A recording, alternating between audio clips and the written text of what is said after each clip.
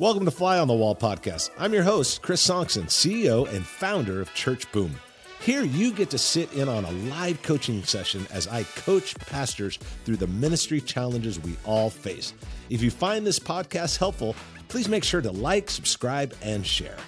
Welcome to today's podcast. We are talking with my good friend, Pastor Bob from Washington, and he's got a great church, and we're talking today about the church as it grows. How do you avoid silos where the children's pastors kind of just doing their thing and the youth pastors just doing their thing, and there's not a sense of unity and alignment and focus? And how do you avoid those silos that seem to naturally happen? It's a great conversation. I know we're going to learn a lot from it, so let's check it out. How can I serve you today, Bob? Yeah, thanks, Chris. Yeah, so a few questions. So really kind of on like church culture and team building questions as we go through this process with you. Obviously, we're just starting. So I myself have a lot of questions, but already kind of a lot of the leaders and the ministry directors have some questions. Yep. We're kind of laying out to them like, okay, we're trusting the whole process, obviously, with you. And so part of it is I kind of feel like I don't have a full picture of where we're going, but not wanting to tell them that specifically, like, hey, I don't exactly know where we're going. I know we're going in the right direction, but kind of giving them like the stability of that as far as like, okay, yes, we're going in this direction. It's going to be good. So I guess I'm kind of wanting them, I guess question is, how do I lead them through of like, okay, this is the next step of where we're going, but also giving them the big picture of where we're going to go. Yeah. So, if you're listening to the podcast, we just started doing executive coaching with Bob and the team in Washington, and brand new. It's brand new. But there's a few things that I think are important, I think, for any time that you're trying to create growth, whether you're being coached or not. I think there's a few things to consider. One is you've got to do, like, we take people through four kind of processes. We evaluate, which we've done. You and I have evaluated, we've looked at it, we've gone through all these exercises, figuring out, okay, where are all the challenges at? And I think we've discovered quite a few challenges, especially in our last session that we filled up that whiteboard like 7 times with trying to figure out the challenges. So we evaluate, then we educate. Okay, here's where your challenges are, Bob. Here's where you need to start spending your time. This is where you're spending too much over here. You got to do this. This has got to change. This is where the problems are. Evaluate, educate. And then we we establish a plan. So we evaluate, we educate, we establish a plan, and then we start executing. So the plans that we execute and establish are not everything at once. There may be 10 things that we're dealing with and that we feel like need to happen in the church in order to see the growth and the momentum that we're seeking. But those 10 things, we're not getting to items 4 through 10 yet. We're going to just focus on items 1 through 3. So right now, what are we focusing on? We're focusing on speed of engagement. We're focused on taking all your programs and putting it into a process. Then we're taking you and we're saying, okay, how are we going to hold the staff accountable and keep them to where they need to go? And then what else areas do you need to be focusing on? So if you think about it, we're looking at this executive team and refocusing where they're at. We're looking at how the staff's going to be raised up a little bit more. We're looking at how we're going to lay out speed of engagement and strategies with the programs. Now, there are some other things that are going to change along the way. But one thing I've noticed, and the staff, the thing that we're really doing with them right now is we're going to start holding them accountable, start getting them very mission critical and focused, and start bringing out the best in them. There's some of the stuff that's not going to affect them.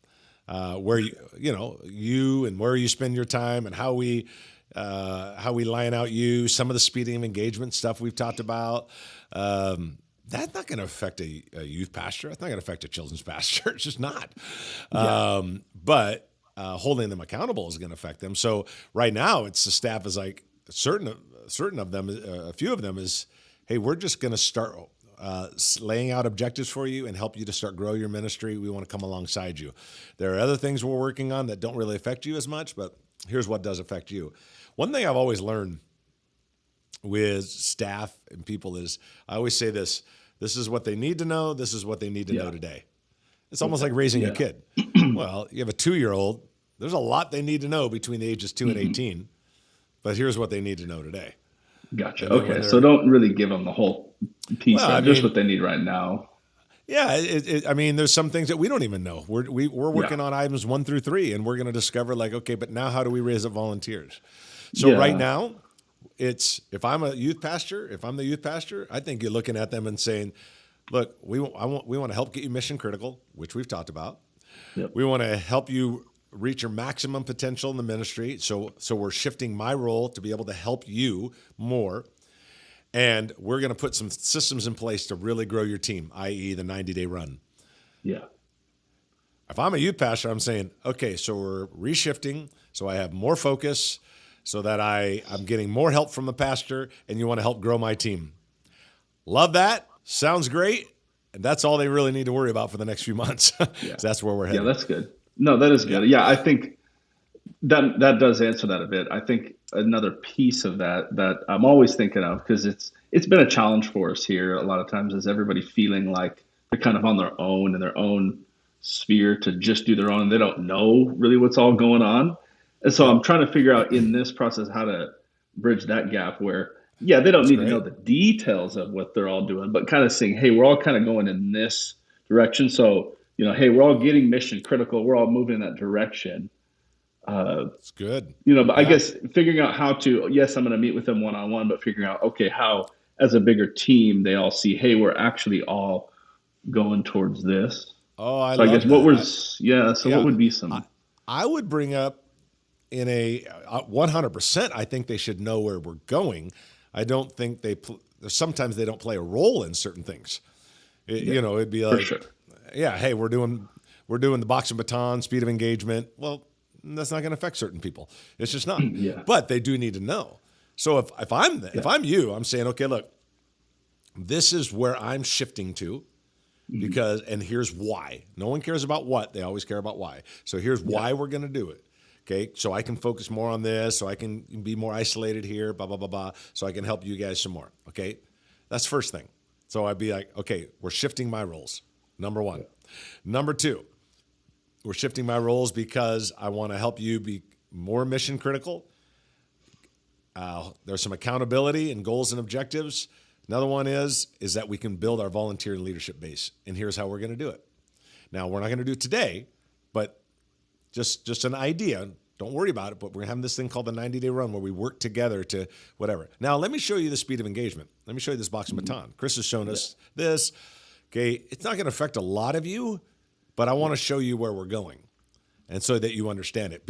Now, that helps because I like what you're saying, Bob, and I see this a lot in churches, is they end up creating a lot of silos and in their ministry. It's kind of like, man, I got my youth ministry. I don't really care what anybody else is doing. And maybe they don't say that out loud, but Yeah. maybe they do feel that at times. Or the children's person might think or feel that or whatever. And all of a sudden you got these silos. They're not all going to participate in every strategy, For sure. but the idea of where we're going, so there's continuity, absolutely. I think that's a great thing. Yeah. Okay. Yeah. That's helpful. Yeah. Because that's what I'm trying to, I guess, get to with all of them is, okay, because I'm going to be meeting mostly individually with them. And we will have like this quarterly with all the staff and Right. the volunteers. So Yep. maybe in those bigger meetings is where we're really keying in on this stuff. Yeah. 30,000-foot view is necessary. Mission critical, they got to get down in the weeds. Yeah, that's 90-day them run, personally. they're going to have, they're going to have to get down in the sure. weeds. Yeah. Speed of engagement, box of batons, and what your new role is, no, they Yeah. don't get in the weeds, but they got to get a 30,000-foot view. Like, oh, okay, I see Yeah, what's going on. and I think the reason why I say that, because a lot of times they felt in the past and just even in recent times of kind of feeling like, okay, I'm out here, I'm doing on my own, and yeah, I know I'm held accountable, but Yeah.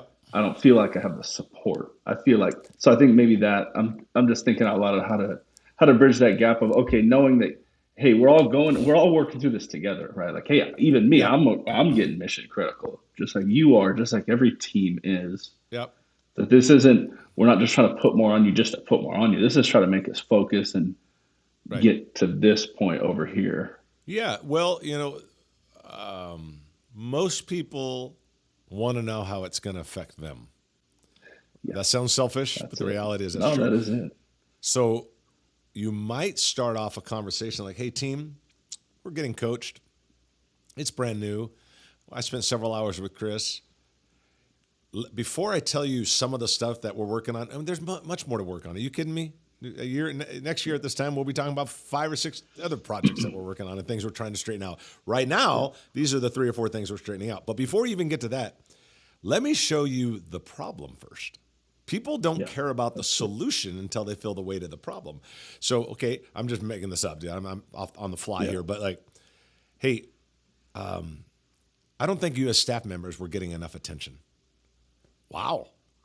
Now you have their ear because you're talking about how they're affected because that's what they care about. Okay. You probably didn't feel like, I think some of you didn't get the attention that you needed.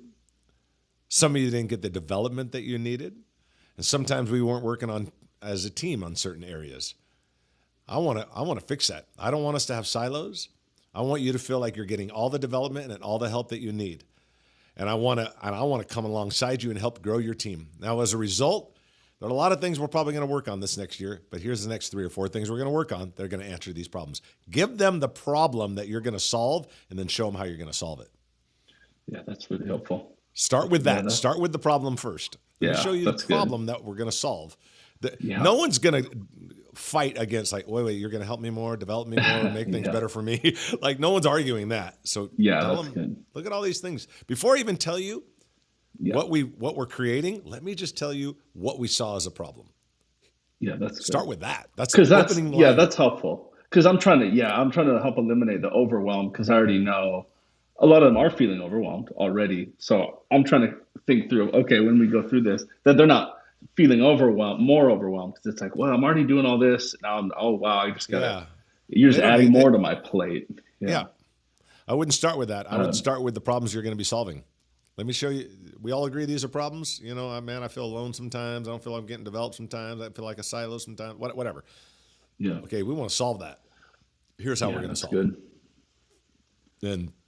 And then there'll always be some pressure points. Remember I told you that, you know, when you start, healthy organizations cause unhealthy people to leave. And when I say unhealthy, it may not be that they're toxic or anything like that, but maybe they're just, hey, I don't know if I want to do any more than that. I don't, you know, it's almost like, hey, I'm good here. I don't really want to do all that. And we might run into that.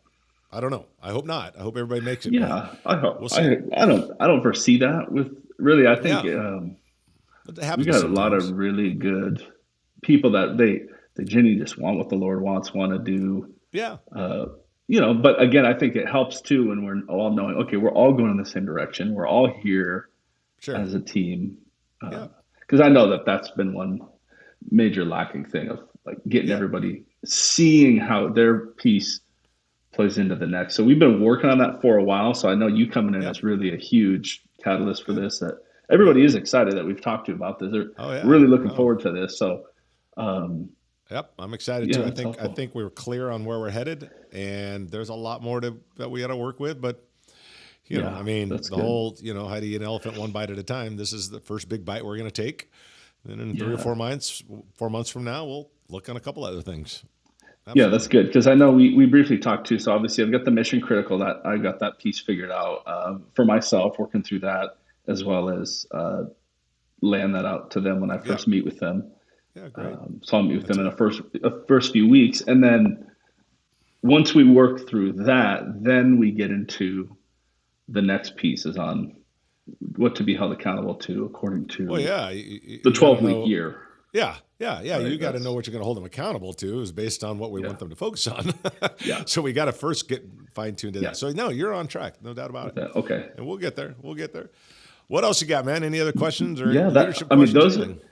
Those are the big ones on that because really coming in, I guess, with some of these, they're newly working with me. I mean, we've all worked together. It's been a lot of that, but me working with them one-on-one is new for a handful of them. But I've known all of them for quite some time, so it's not like a new relationship. But I think just seeing, I think they're all just wondering kind of what's going to be new, what's going to be different. And again, part of that is I'm going to be different. I'm going to be changing, Pastor Marlando. We're all growing. You know, we're all just looking at how can we shift our priorities in a different direction. Yeah. And I think that is going to be good for us all. Um, Obviously, these people have been here a while. They know Yeah. they see the good, the bad, and the ugly also of where Yeah. we're at. Right.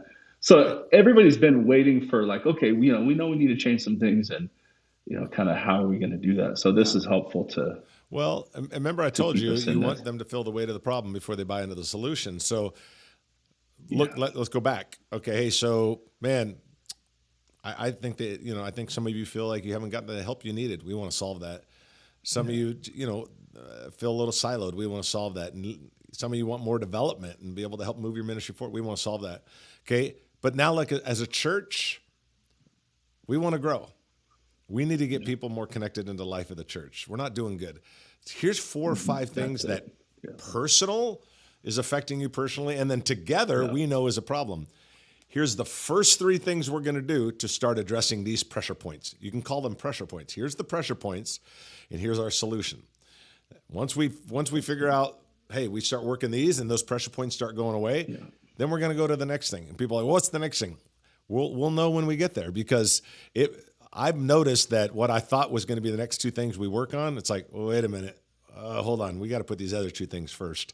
yeah, And so I pivot often when I'm coaching people where I'm like, okay, we did the first 3 things. It's going great. We're 5 months into it. I thought this was going to be the next 2 things. It's not. This is way more important because it's starting to get yes, revealed. This is an issue. So I can't tell you, I can tell you yeah, multiple things that I think need to change, but I don't know which one the next one is because as we go through this, we'll start realizing, totally. whoa, this is a bigger problem than I thought. We're going to have to start looking over Yeah, here. yeah, And and that's I part of think it. it has been a common theme of not enough volunteers in every ministry. Yep. So obviously, what we're trying to get to is going to solve a lot of that, getting Yeah, the absolutely. engagement up through again that. I mean, yes, it involves all of them, but really, that's us as a whole church getting Yep. all that stuff together. So I think that'll be great. They'll all feel supported with that shift Yeah. of seeing, hey, Yeah. wow, I have volunteers I can pull from Mm-hmm. now, rather than feeling like you're pulling from other ministries and that whole Yep. typical thing you see, right? Where so that's been a lot of that I know we've come a long ways on that of Yeah. pulling people out of other ministries or one person doing 5 ministries, that type of Yeah. thing, where Totally. that was a problem for a while. Yeah. So this solves a lot of that. Obviously, new Yep. That's fresh what blood well, there's coming a lot in. of tension points there. But, Yeah, improvement and growth in a church and in a staff has to have change. You cannot solve a problem with the same solutions that created them. that's really You good. catch that? You can't solve a Yeah, problem for the future with a solution that you think is a solution, you think is a way of doing it that created them to begin with. So if we want to get bigger, better, stronger as a church, guess what? We're going to have to change. And they got to know that. Like, we can't keep the whole thing. You do the same thing, you get different results. You're not yeah, gonna it's the same thing. It's funny yeah, sometimes I'll coach people and they're like, well, now we're changing everything. I'm like, well, if we keep doing what we're doing, then yeah, we need to change how we approach raising yeah, up volunteers, how we approach our ministry, getting more focused. We got to shift people's roles around. Like, yeah, that's what has to happen. And if you want to hang on to everything the way it's been, you're going to look exactly the same next year. And yeah, I don't. Not only do I not think that's what we should want, it's not what Jesus wants. I mean, yeah. he wants us to move forward and grow. So, Yeah, that's yeah, good. I hey, think. yeah, Yeah, I think part of it. So then, yeah, with that, it keys in with like, okay, so we're all going in the same direction. We know that. Um, it's with staff is easier than volunteers. So that's of always course. where, how do you find that line of, okay, we need to fill in these key roles with Right, volunteers, most likely, right, right. knowing that it's not that they're very reliable. It's not that, it's just they just don't have as much time as a staff member. Of course. That's the deal. So I guess, so is that, let's say when we're filling up those boxes and batons, do you have multiple people sometimes filling those, or is it always just one? And then they have like assistants to do some of those, or Well, in the box of baton world, in the strategy world, you need someone over each area, but Mhm. they might have 4 or 5 people reporting to them, Gotcha. Okay. and they might be in the volunteer role. The key, though, I do want to back up. The key to when you start shifting things for the volunteers, remember we talked about culture. Know, embrace, defend, multiply. Anytime you have culture in the church, you have 4 levels. No, you have a staff member, Bob. Joe. Well, your name is Bob, so I won't use you. Staff member Joe. Bob's kind of go-to name when I'm making up illustrations. It is, yeah. So Joe, he knows it. He's the children's pastor, whatever. He embraces it. But most churches know, embrace, defend, multiply. Most staff stop on embrace. They don't defend it like, man, we're fighting for this thing. And if you're getting out of line, I got to talk to you as a peer staff member, not authority. Just like, hey, bro, man, hey, we got to make sure we're all online. You don't want pastor to have to talk to you, And then multiply is like we're making sure it's happening with all the other volunteers. So I say all that to say, in part of that solution, I think when you're talking about volunteers and their time and all that stuff, when the staff members are all in, when they've known it, embrace it, defending it, and multiplying it, they're not just doing it because they have to. They're doing it because they bought into it in their heart. It's a lot easier because they're the ones that are going to transfer the DNA of energy, excitement, embracing, defending, multiplying, knowing all that. They're the ones that's going to transfer to their volunteers. And if they come back and they're like, my volunteers don't want to do it, my volunteers this, my volunteers that, and I hear that a lot, the first place I look, I'm not going to blame them, but the first place I start looking is right at the leader. Like, how are you sharing it with them? How is it coming across? And one thing I've always matched, the person that says, my volunteers won't do it, usually is the one that hasn't been embracing it along the entire journey. Yeah. Now, of course they're not going to do it because you're not passionate about it. You're not bought in. You're not sold out. If you're bought in, sold out, and passionate about it, yeah, you'll have a volunteer or two, but 80% of them, 90% of them, they're going to come on with you the journey. But if you're like, man, none of them want to do it. I got 30 volunteers and like only 2 are even into it. That's probably the way that you presented it. They've got to be all, that's no embrace, defend and multiply. If they're not defending and multiplying and they're all in and multiplying it out, and if they're just going to do it because they were told to do it, that is not going to transfer to the volunteers. It'll transfer if they're all in. Yeah, I get that. And so then I guess, so let's say it's in those new teams, and I'm just trying to think of how often should we meet together. I know we're going to do the quarterlies with all the volunteers, all volunteers. Yep. But do you think sometimes I should have some, say, smaller meetings with, say, a handful of the directors of some of these ministries, just to kind of, hey, let's kind of, not a rally, but more of like, hey, let's just touch base. How's this going for you guys? So they all kind of see we're all on the same page. We're all moving in this. Hey, it's working for me here. Oh, this has been a challenge for me. Do you think that would be a helpful kind of are you talking about directors over ministries, or are you talking about primarily volunteers? Directors over ministries, yeah. Well, which would be a blend of, yes. Yeah. Yes, if they report to you, I think they should probably, I would say in the early stages, start meeting with them more often. If they're paid, we already talked about that. If they're volunteer directors, possibly a Zoom call in between some of those quarterlies would probably be important to where you can get more personal with those 4 or 5 people on the line. But that also does include that the staff's got to be meeting with their teams on a regular basis. I didn't say every week, but they got to be meeting with them and keeping them dialed in. Because remember that vision leaks and people drift. And so they're going to be drifting. And you got to be constantly bringing them in line and moving them forward. That's so important that the staff is all in. And you got to emphasize that to the team. They got to be all in, because people always remember that people will pick up half your passion and twice your hesitation. Yeah. So you better be really passionate, because they're only picking up half. But if you're hesitant, they'll pick up twice the amount of that.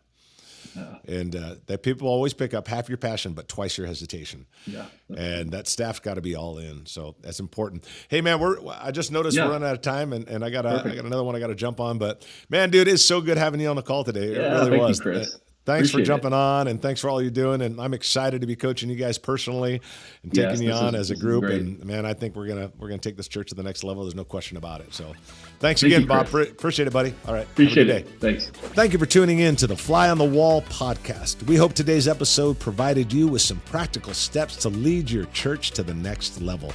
If you found this episode helpful, take a moment to leave us a review and share it with others. Remember, when the pastor grows, the church grows, and we grow pastors. We love you. We're your raving fans, and we are cheering you on. See you next week.